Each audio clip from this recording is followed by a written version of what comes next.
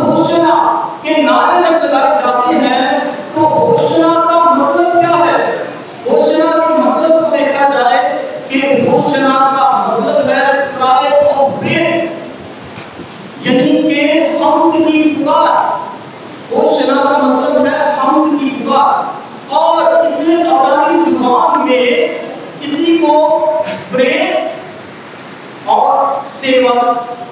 یعنی کہ ایسی دعا جس میں یہ کہا جاتا ہے کہ ہمیں بچا، اور خداوند یسوع مسیح جسے کہ صلیب کے اوپر بھی 3 زبانوں میں یہ لکھا گیا تھا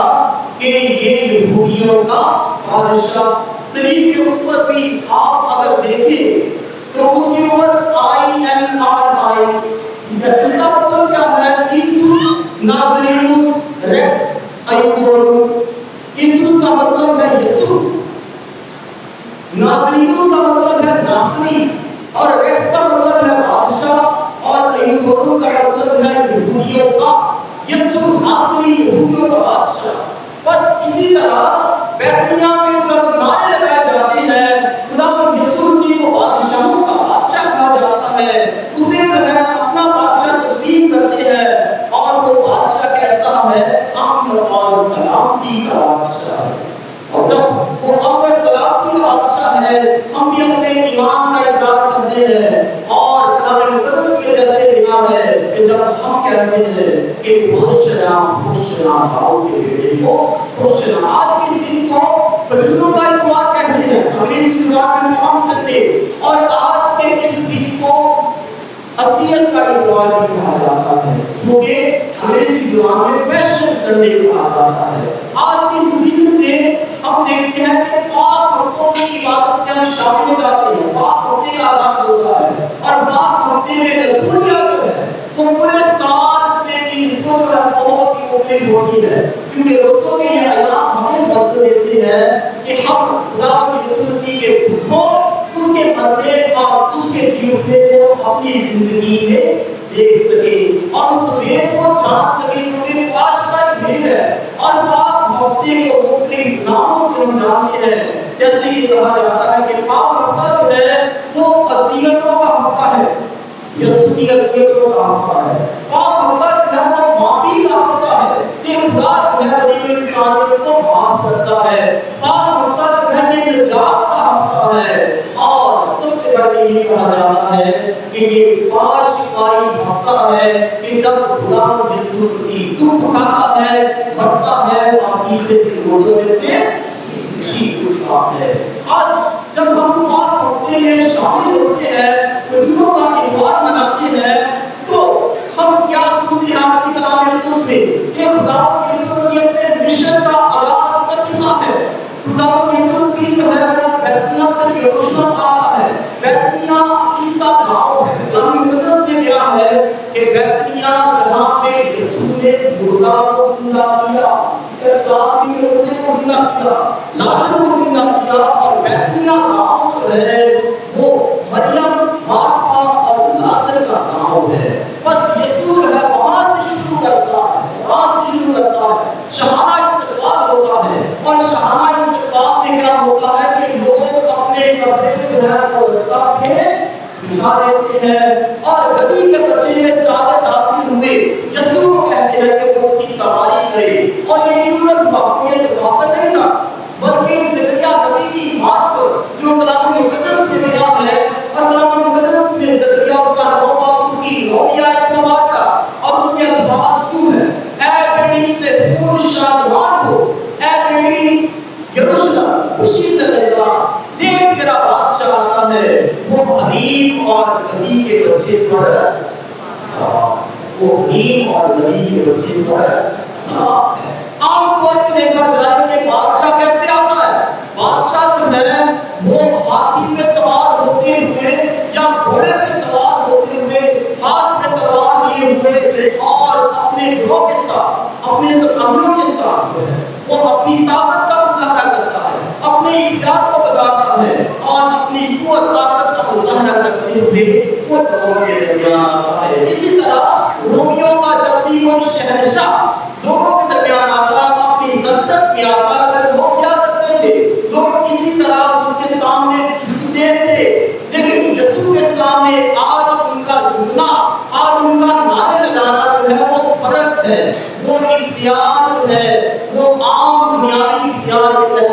نہیں بلکہ محبت کے تحت ہوتی ہے اور حجروں کی ٹہنیاں اس طرح لگاتے ہیں جیسے وہ خود جو ہے وہ جھک کر یسوع کو سجدہ کرتے ہیں. حجروں کی ٹہنیاں جو ہے یہ فراوانی کی علامت ہے اور اس کے ساتھ ساتھ فقا کی علامت ہے. اور جب اس کے رستہ میں کپڑے بچھاتے ہیں اس کا علامت ہے اس کے رستہ میں کپڑے بچھاتے ہیں اپنی خوشی کا اظہار کرتے ہیں نعرے لگاتے ہیں ناچتے ہیں گاتے ہیں اور اپنی خوشی کا اظہار کرتے ہیں. ہم بھی دیکھیں کہ جب چرچ میں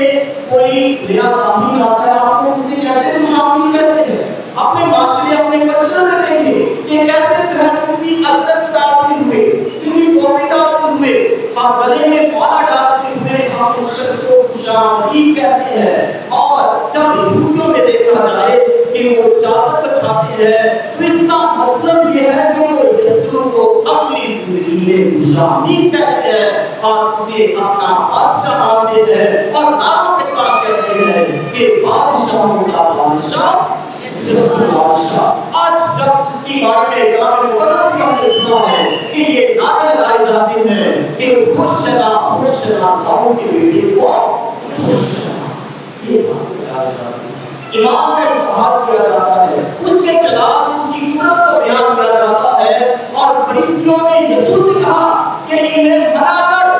کیونکہ یہ کیا کر رہے ہیں ابھی ہم جو ہے ان کے غلام ہیں رومیوں کے غلام اس وقت رومیوں کے غلام تھے. اور دیکھا جائے تاریخ گواہ ہے کہ یہودی لوگ جو تھے وہ 8ویں صدی میں وہ کن کے غلام بنتے ہیں وہ پہلے اسیریوں کے غلام بنتے ہیں اور اس کے بعد جو ہے وہ بابل کی غلامی میں چلے جاتے ہیں 6 صدی میں اور 6 صدی میں پھر وہ فارس کی غلامی میں جاتے ہیں اور 4 صدی میں وہ یونانیوں کے غلام بنتے ہیں اور 1 صدی میں وہ پھر رومیوں کے غلام بنتے ہیں رومیوں کے رومنس کے. اور اب ان میں اب وہ سوچتے تھے کہ جیسے کلام میں پیش کیا ہے کہ ایک مسیحا آئے گا جو انہیں آزادی بخشے گا. اور وہ مسیحا جو ہے وہ اس طرح یسوع کو دیکھ رہے تھے کہ یہ معجزات کرنے والا ہے کرشمات کرنے والا ہے اختیار رکھتا ہے پانیوں کو جھڑک دیتا ہے لکڑوں کو جھڑک دیتا ہے قبروں کو بنا کے دیتا ہے لکڑوں کو چلنے کی قوت کر دے دیتا ہے اور حتیٰ کے مردوں کو بھی زندہ کر دیتا ہے. یہ عظیم بادشاہ ہے. اور وہ چاہتے تھے کہ جیسے بنی اسرائیل کے لوگ یہودی لوگ وہ ماضی میں پستے رہے غلامی میں وقت گزار کے رہے اب وہ یہ چاہتے تھے کہ یسوع نے انہیں رومیوں کی غلامی سے آزادی بخشے رومیوں کی غلامی سے انہیں آزادی بخشے. لیکن یسوع جو ہے اپنا اختیار جو ہے اپنی قدرت جو ہے اپنی عظمت جو ہے وہ دنیاوی بادشاہوں کی طرح نہیں کرتا بلکہ وہ جو ہے وہ حکیم اور پروردگار کرتا ہے. اور وہ اپنے آپ کو جو ہے وہ گدی کے بچے میں سوار کرتے ہوئے جیسے زکریا نبی کی پیش گوئی تھی اس کے مطابق جو ہے وہ حکیم اور پروردگار کرتا ہے اور گدی کے بچے میں سوار ہوتے ہوئے بڑے ہی شاہانہ انداز میں یروشلم میں داخل ہوتا ہے. آج جب ہم اس کلام کو سنتے ہیں تو یہ سارا منظر جو ہے یہ خوشی کا سلام ہے یہ خوشی کا سلام ہے. اس کے ساتھ ایک اور گہرا بھیل جو ہے وہ آپ کے سامنے بیان کرتا ضرور کہ ایک کتاب کا نام ہے لائف آف کرائسٹ. ٹھیک ہے یسوع کی زندگی لائف آف کرائسٹ. یہ کتاب جو ہے بشپ پورٹر شین نے لکھی ہوئی ہے.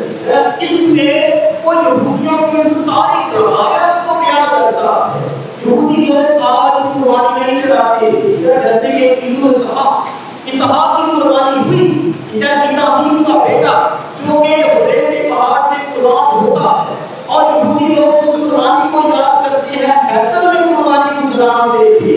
آج وہ کیوں قربانی نہیں گزراتے کیونکہ ہیکل ابھی موجود نہیں ہے. ہیکل ابھی موجود نہیں ہے اسی لیے قربانی نہیں چڑھاتے کیونکہ یسوع ایک بار مر کر اب بار بار مرنے کا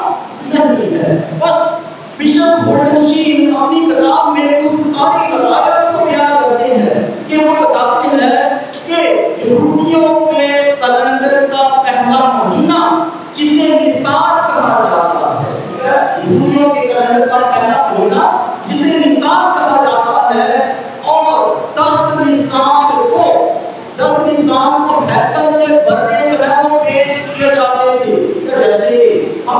یہاں کیا کسی معاشرے میں رہتے بہت سے بڑے بہنے جو ہے آپ دیکھیے جب قربانی کا وقت آتا ہے ٹھیک ہے عید الاضحیٰ اسحاق نبی کی قربانی کو یاد کیا جاتا ہے بس اسی طرح جو ہے نسان کی 10 تاریخ کو یروشلم میں بڑے گائے جاتے تھے اور بہت سارے تابعین جو بیتل میں خدمت کرتے تھے وہ ان قربانیوں کو چڑھاتے لیکن ایک اپنے اعظم صرف ایک ہوتا وہ ایک بڑے کی قربانی کو چڑھاتا اور وہ خاص بڑا ہوگا جو سب سے خوبصورت ہوگا اور نایاب ہوگا سب سے خوبصورت اور نایاب ہوگا اسے یروشلم کی گلیوں میں بھی لے کر جایا جاتا کہ یہ بڑا جو ہے خاص بڑا ہے اور جس سے کامل اعظم سب سے بڑا کامل جو ہے وہی گزرانے گا اس ساری یہ سارا جو ہے عزت جو ہے روایت جو ہے یہ مشن شیخ کی کتاب میں ملا ہے اور موجودہ وقت میں دیکھا جائے کہ وہ ساری روایت کو تاریخ کے پنوں کو دیکھتے ہوئے وہ بیان کرتا ہے اور جب 10 تاریخ کو خدا یسوع کی بیتلیہ سے یروشلم میں داخل ہوتا ہے 10 نسان کی تاریخ کو اور عید الاضحیٰ کب ہوتی ہے 14 نسان کی تاریخ کو 14 نسان کی تاریخ کو عید الاضحیٰ ہوتی ہے بس جس طرح بندے کو یروشلم کی گلیوں میں لے کر جاتے ہیں اور لوگ اسے دیکھتے اسی طرح خدا یسوع مسیح جب یروشلم میں داخل ہوتا ہے تو وہ اس روایت کو پورا کرتا ہے اس عمل کو پورا کرتا ہے کہ جیسے ایک نایاب بندہ ہے وہ اپنے اعظم سے قربان ہونے کو ہے اسی طرح یسوع جو ہے جو کہ نایاب بندہ ہے خدا کی طرف سے بھیجا ہوا ہے وہ یروشلم کی گلیوں میں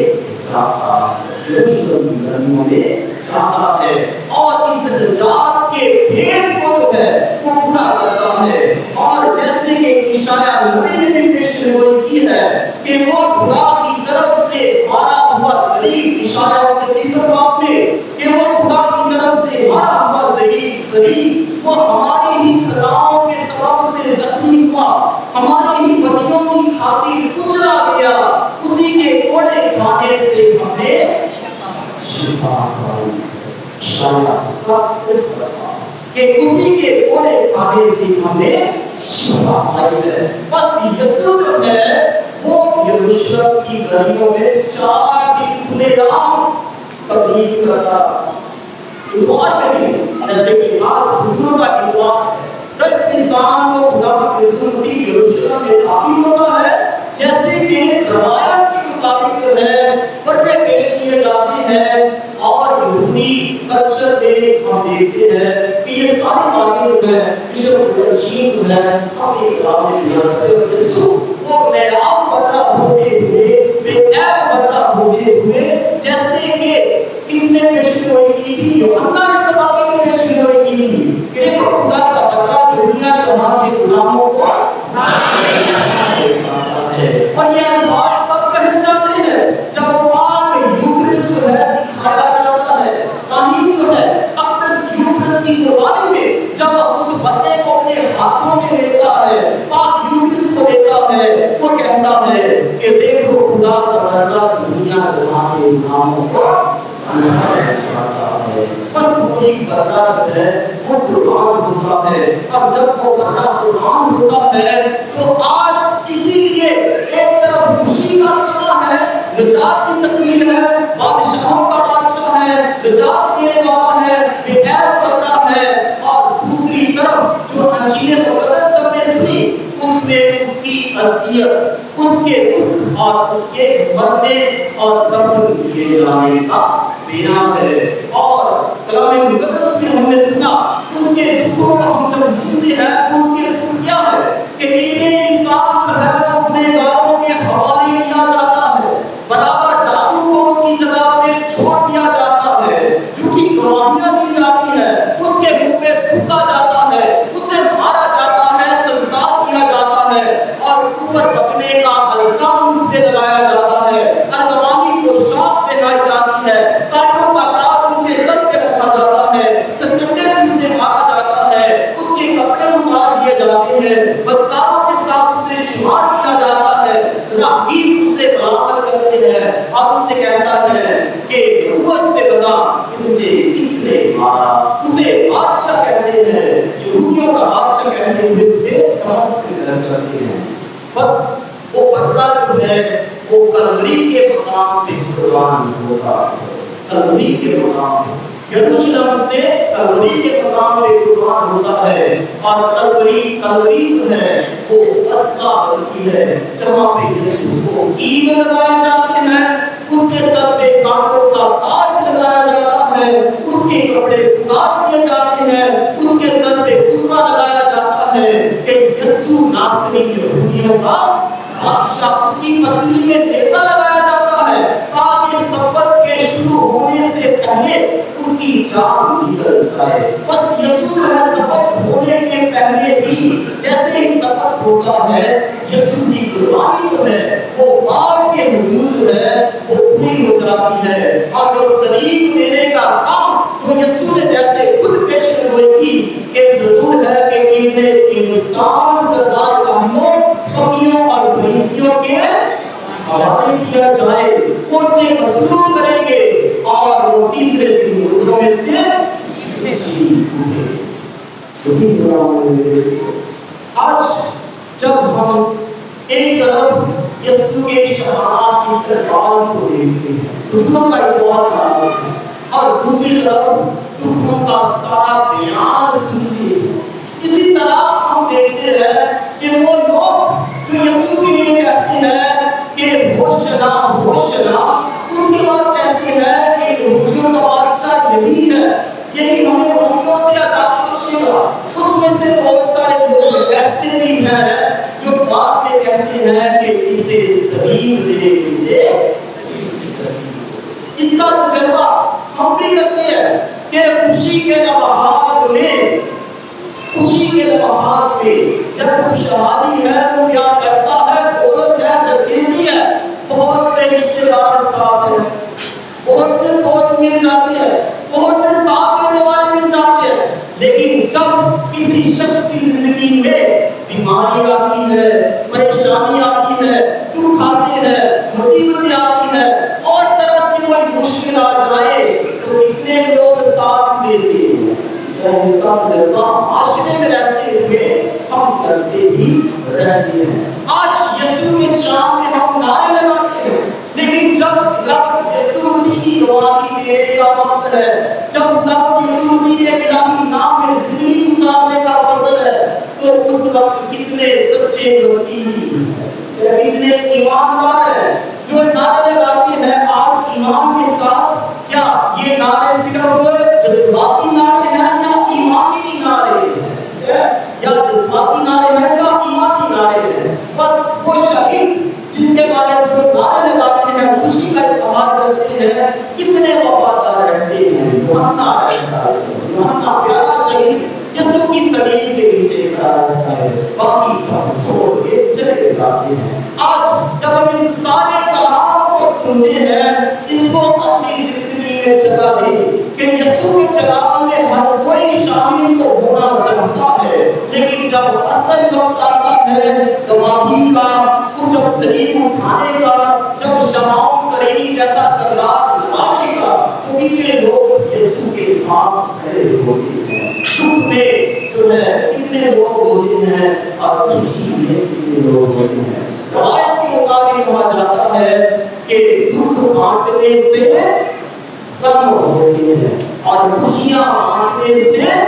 خوشیاں بانٹنے سے زیادہ ہوتی ہیں. آج جب ہم یسوع کے ساتھ اس کے جلال میں شامل ہوتے ہیں، خوشی کا اظہار کرتے ہیں، نعرے لگاتے ہیں، تو یہ نعرے جذباتی نہیں بلکہ ایمانی ہونے چاہیے. جوش کے ساتھ ساتھ ہوش بھی ہونا چاہیے. اور جب یہ نعرے ایمانی ہوں گے تب حقیقت ہم یسوع کی صلیب کے نیچے کھڑے ہوں گے، اس نجات کے سارے منظر کو دیکھیں گے. اور پھر در حقیقت ہم جب یسوع کو اپنی زندگی میں لیں گے کہ وہ بندہ جو ہے جو کہ کلوری کے مقام میں قربان ہوا، وہ آج ہم سب کے لیے زندگی کا ثابت بنتا ہے. اور جب ہم یوحنا کو لیتے ہیں کہ دیکھو خدا کا بندہ جو دنیا جہاں کے گناہوں کو اٹھا لے جاتا ہے، ہماری تلوار بھی اس یاد میں بھلایا گیا ہے. تب ایمان کے ساتھ ہم اس کو حاصل کریں گے. آئے خدا کی حضور میں جھکتے ہوئے اس کی رحمتوں اور برکات کا شکر ادا کریں اور خداؤں کا یہ دیوار بناتے ہوئے ہم خدا کی رحمتوں کو اپنی زندگی میں دیکھیں اور ایک جذبہ حاصل کریں کہ خدا آپ کے کلام سے مجھے ایمانی ضرورت بخشے, ہم سب کو اپنی برکات سے نوازے اور روزمرہ زندگی میں یسوع کی گواہی دینے والے اور اس کے کلام کے مطابق زندگی گزارنے والے بنیں. اسی وسیع ہمارے اسلام کے وسیلہ سے